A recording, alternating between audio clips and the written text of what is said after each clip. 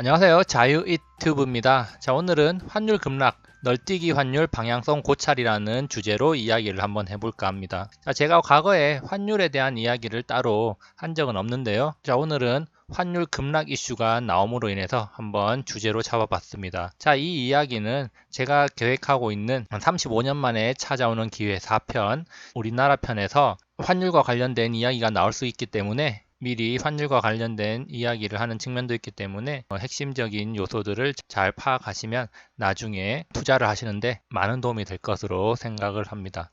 본격적으로 영상을 감상하시기 전에 좋아요 버튼과 구독 버튼 눌러주시면 감사하겠습니다. 널뛰기 환율 예상했던 결과다라는 타이틀을 제가 달아봤습니다. 자, 6월 중순 이후로 원달러 환율이 급락을 하고 있습니다. 자, 즉 원화 강세라는 건데요. 자, 6월 10일 날 1186원이었던 원달러 환율이 지금 6월 24일 현재 1157원까지 떨어졌습니다.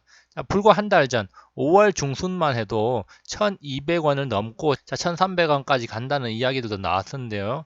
그 당시 증시가 폭락하면서 2000선이 무너지고 코스피 1500까지 간다는 사람들도 있었습니다. 또한 많은 사람들이 달러 매수하는 게 어떠냐고 질문을 하고 메일로도 문의가 많이 왔습니다. 그렇지만 저는 제가 쓴 댓글을 다 읽어보신 분들은 알겠지만 댓글로 보류 의견을 제시했습니다. 그 당시에 투자로서 달러 매수는 매력이 없고 다만 안전자산을 확보한다는 측면에서는 매수를 해도 좋다, 그런 이야기를 남겼었는데요. 5월 중순에 사람들이 그러면 왜 그렇게 불안했는가? 자, 5월 21일, 5월 22일, 5월 중순 기사들을 많이 가져와 봤는데요. 자, 달러당 1200원에 육박한 환율, 실무 경기 위축 요인이 될 수 있다. 환율 급등 속에 지금 우리나라 정부가 제대로 된 포지션을 잡지 못하고 있다는 이 비판도 나왔습니다. 심지어 고공행진 환율 1200원 돌파 의미, 국가위기 불러올 정도라는 자극적인 제목을 쓰면서 사람들의 불안을 부추겼습니다. 어떤 언론사에서 썼는지는 개인적으로 한번 검색을 해보면 될 것 같고요. 자, 웬만하면은 경제를 전문적으로 다루는 신문사의 기사를 볼 것을 당부드리는 바입니다. 자, 어쨌든 5월에는 원달러 환율이 1200원에 육박하면서 사람들이 매우 불안한 상태였고, 그러면서 달러 매수, 달러 통장이 급증했다는 이야기를 흔히 볼 수 있었습니다. 그렇지만 많은 사람들이 1200원을 심리적 저항선이라고 봤는데요. 자, 저는 이 1200원을 쉽게 넘지 못할 것이라고 봤습니다. 그러면서 제가 한 이야기가, 자, 정부가 개입을 해서 원달러 환율을 낮추지 않을까, 자, 이런 이야기를 많이 했는데요. 자, 그러면서 투자 측면에서는 달러 매수를 보류하는 게 좋겠다라고 이야기했습니다. 정부가 외환시장에 개입해서 원달러 환율을 떨어뜨릴 가능성이 높은데 굳이 투자 측면에서 달러를 매수할 필요가 없다고 판단을 했던 겁니다. 자, 그러면 정부가 왜 적극적으로 개입할 것이라고 판단을 했느냐? 그 이전에 블룸버그 통신이 미국의 환율 관찰 대상국에서 한국을 제외할 것이라는 이야기가 나왔습니다. 그럼 왜 한국을 제외하느냐? 우리나라가 경제가 개판되니까 한국을 환율 조작국으로 의심할 필요가 없을 정도까지 떨어졌다는 거죠. 그만큼 우리나라 경제가 안 좋다는 것을 미국이 파악하고 있고, 그렇기 때문에 경제를 살리라는 측면에서 어느 정도 환율 조작을 하는 것을 용인해 주겠다, 그런 뉘앙스로 저는 받아들였고요. 그래서 적극적으로 환율 개입을 하지 않을까, 자, 그런 생각을 했던 겁니다. 물론 제 개인적인 생각입니다. 자, 어쨌든 6월 말 현재 비교적 안정권에 접어든 원달러 환율입니다. 자, 그러면서 저는 우리나라에도 그런 기회는 있다고 보고 있습니다. 자, 어떤 기회냐? 바로 부를 늘릴 기회라는 거죠. 자, 그렇다면은 제가 말하는 게 이 환율이 계속 하락했다는 말은 아닙니다. 자, 그렇지만 이 시장은 지금 우리 일반인들이 생각하는 것보다 견고하다는 것을 보여주고 있는 것이죠. 지금 우리 경제가 그렇게 안 좋다고 하지만 그 내막이야 어떻든 비교적 안정적으로 흘러가고 있다는 사실을 우리는 주목할 필요가 있고, 자, 외국인들도 또다시 지속적으로 주식을 매수하고 있고, 외국인 자금들이 여전히 우리나라에 머물러 있다는 사실을 우리는 주목을 해야 됩니다. 여기에 대한 자세한 이야기는 나중에 풀어가도록 하고, 일단 오늘은 환율에 대해서 좀 더 집중을 해보겠습니다. 자, 제가 제목으로 달러 인덱스 약세와 원달러 환율 약세 메커니즘이라는 제목을 붙였는데요. 자, 최근에 뉴스 기사들을 살펴보면은 미국의 기준금리 인하 가능성이 부각되면서 달러 인덱스가 하락하고 있다. 자, 그것이 지금 이제 원달러 하락에 영향을 미치는 거다, 이렇게 이제 연결될 수가 있는데요. 자, 사실 우리가 이 달러 인덱스라는 걸 많이 들어봤습니다. 자, 그런데 이 달러 인덱스 안에는 이 원화의 지분, 즉 원화의 영향력은 1도 없습니다. 자, 그런데 왜 달러 인덱스가 하락하면 원달러 환율도 하락을 하게 될까? 자, 그것을 우리는 한번 생각을 해봐야 되는데요. 자, 달러 인덱스는 주요 6개국의 통화를 기반으로 달러 가치를 환산하는 겁니다.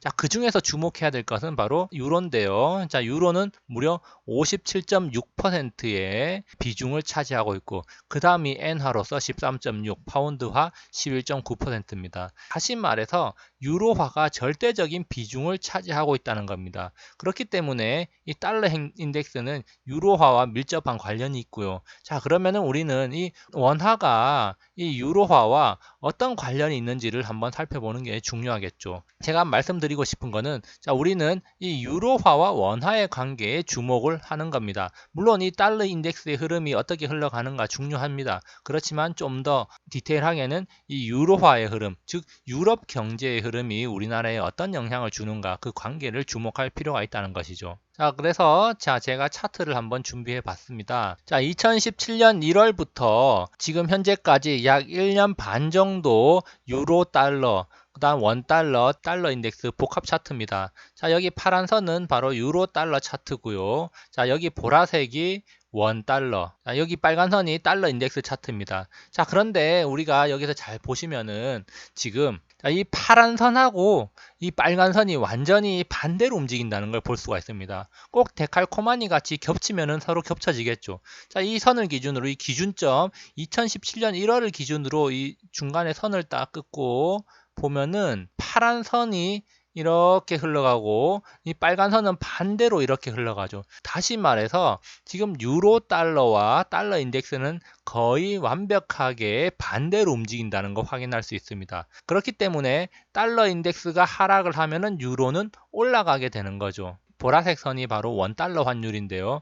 이 원달러 환율의 움직임을 보니까 지금 유로 달러 환율과 비슷한 움직임을 보이죠. 물론 시기적으로는 살짝 디커플링을 보이긴 하지만 대체적으로 지금 흐름이 커플링으로 가고 있습니다. 자, 그리고 우리나라 원달러 환율이 급등했던 5월 달에 디커플링이 이렇게 커졌다는 거 확인할 수 있는데, 자, 과거 사례를 봤을 때 디커플링이 커진 뒤에는 가파르게 원달러 환율이 올라오면서 유로화와 커플링되는 모습을 보여줬다는 점 우리는 확인할 수 있습니다. 자, 그렇기 때문에 지금 이렇게 디커플링이 커진 상태이기 때문에 유로를 따라가기 위해서 원화가 좀 더 상승하지 않을까, 즉 원화 가치가 좀 더 상승하지 않을까 하는 생각을 하는데요. 자, 원화 가치 상승은 원달러 환율 하락입니다. 그렇기 때문에 환율이 조금은 더 하락할 수 있지 않을까 이런 생각을 하는데요. 자, 그렇지만 여기 저항선이 많이 있기 때문에 쉽게 환율이 급등하지는 않고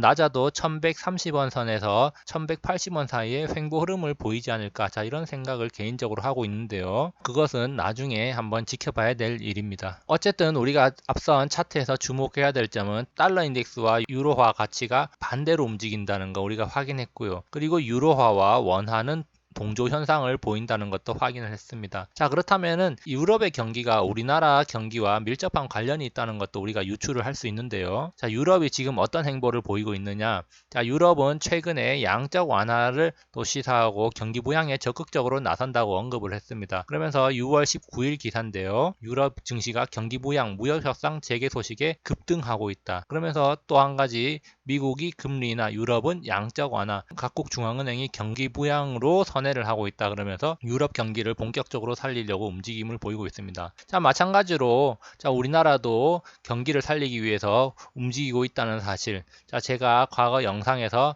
이야기했습니다. 과거 영상 돈질 이제 시작됐다. 자, 이 영상이었는데요. 그 영상을 참고하시면은 세계 각국 중앙정부들이 어떻게 움직이고 있는지 제가 간략하게 설명을 했고, 향후 자산시장이 어떤 흐름으로 흘러갈지에 대해서도 저의 견해를 밝혀놨으니까 그 영상을 참고하시면 되겠습니다. 자, 그리고 또 한 가지 과거에 또 제가 이야기를 했습니다. 트럼프는 립 서비스를 이어가면서도 은근히 약달러를 원하고 있다.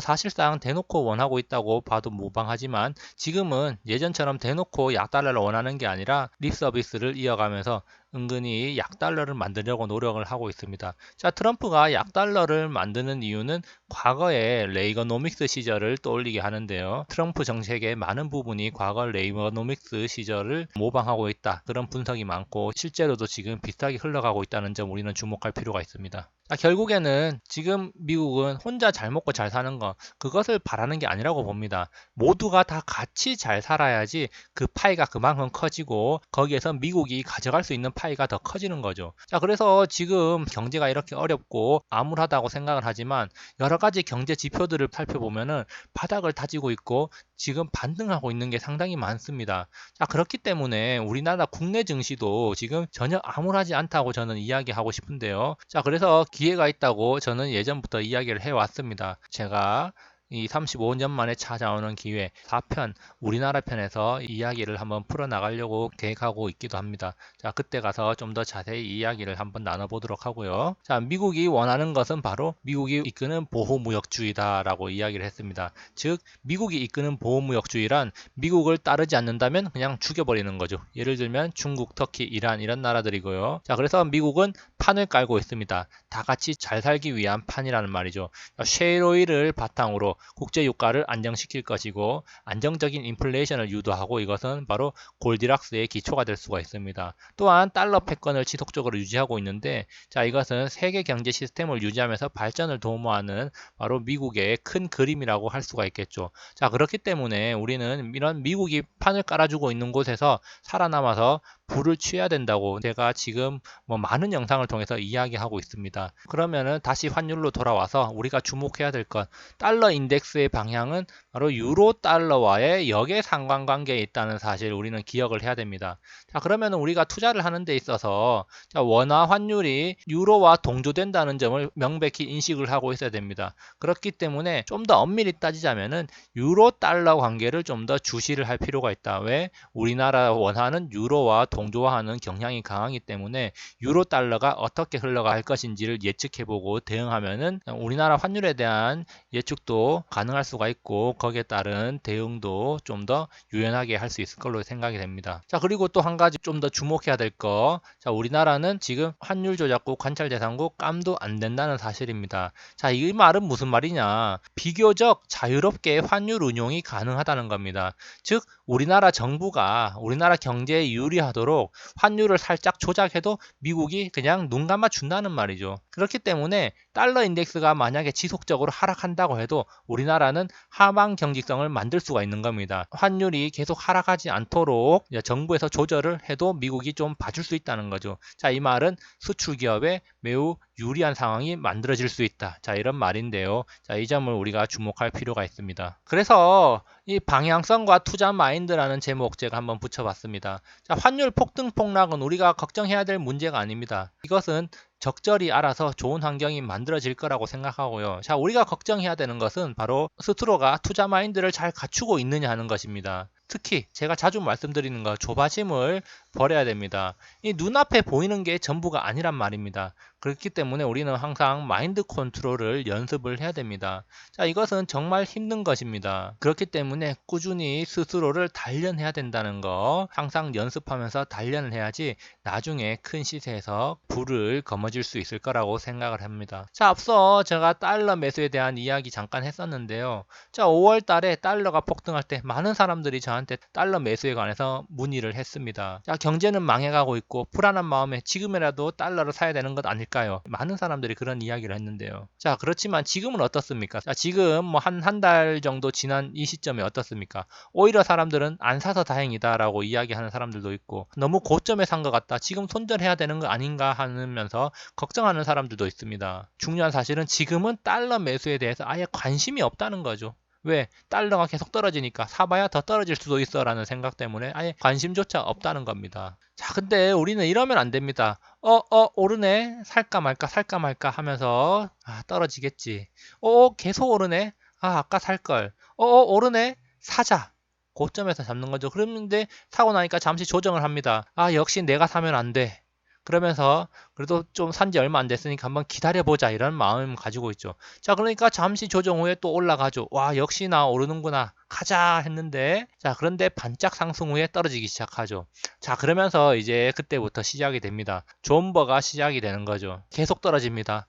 마음은 이미 만신창이가 되어버렸어요. 자, 그리고 나서 결국에는 지치고 지친 마음에 손절을 하게 됩니다. 손절 후에 미련을 못 버려서 며칠 지켜보게 되죠. 근데 보니까 며칠 더 떨어져요. 다행이라고 생각합니다. 그러면서 이제 관심을 끊어버리죠. 그러다가 몇 달 뒤에 생각이 나서 그 종목이나 아니면 해당 상품을 찾아봅니다. 이미 전고점을 넘어서 신고가를 쓰는 중이죠. 자, 그러면서 우리는 뒷목을 잡게 되고 더 이상 투자를 안 하는 영원한 루저가 되어버리는 겁니다. 절대 이러면 안 됩니다. 네. 마인드 컨트롤 하세요. 오른다고 무조건 매수하고 떨어진다고 우리가 매수를 안 하면 안 되는 겁니다. 적정한 타이밍. 항상 우리는 최저점을 잡을 수는 없어요. 그리고 최고점에 팔 수도 없습니다. 자, 그렇지만 최소한 위에서 잡지 말고 밑에서 적정한 수준에서 잡는 연습을 해야 된다는 겁니다. 그리고 적당히 먹고 나올 줄 알아야 되는 연습도 해야 되고요. 마인드 컨트롤은 하루아침에 연습이 되는 게 아닙니다. 큰 파도가 몰려오기 전에 꾸준히 연습을 해서 투자 마인드를 쌓아 나가기 바랍니다. 여기까지 시청해 주셔서 감사합니다. 즐거운 하루 보내시기 바랍니다. 감사합니다.